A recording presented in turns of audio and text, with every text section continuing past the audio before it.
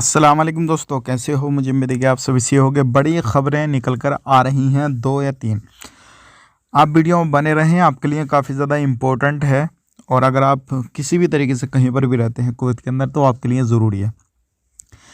बिना देखे नहीं है कि ये वीडियो को शुरू करते हैं, लेकिन उससे पहले मैं आपको बताना चाहूँगा, चैनल हमारा पहली बार देख रहे हैं, चैनल को सब्सक्राइब करें, बेल आइकन ज़रूर प्रेस कर दें। सबसे पहले अगर आप किसी भी तरीके से कहीं पर भी किसी भी बंदे को एडवर्टाइज देखते हैं या किसी बंदे को देखते हैं नशा किए हुए या फिर नशा करता है या कुछ भी इस तरीके का देखते हैं आप नशीली चीज़ें किसी भी बंदे के पास में, तो आप 112 पे कॉल करके जानकारी दे सकते हैं।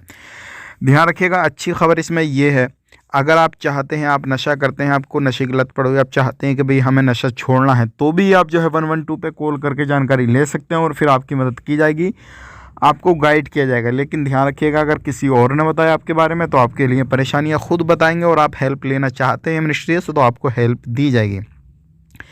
इस चीज़ का ध्यान रखिएगा। बड़ी खबर की तरफ बढ़ते हैं। दूसरी खबर आ रही है निकल के सायरन को लेकर। जैसे कि आपको मालूम है, हर कंट्री का अलग अलग सायरन होता है जब कोई भी हमला होता है किसी भी तरीके से, तो अलर्ट करने के लिए। तो नॉर्थ जो है कुवैत के अंदर नॉर्थ में, और जो है आपको एक सायरन की आवाज़ आएगी। जो हमलावर किसी भी तरीके से कोई भी कंट्री करती है तो उसको सायरन बजा कर लोगों को अलर्ट किया जाता है। तो आपको घबराने की ज़रूरत नहीं है। 22 नवंबर सुबह 10 बजे एक आवाज़ आएगी, तो आपको टेंशन लेने की ज़रूरत नहीं है, क्योंकि वो सिर्फ चेकिंग के लिए किया जाएगा। उसको चालू करके देखा जाएगा कि वो टेस्टिंग के लिए कि वो चालू है, कंडीशन रनिंग कंडीशन में है या नहीं है, किसी भी तरीके से कोई प्रॉब्लम तो नहीं है।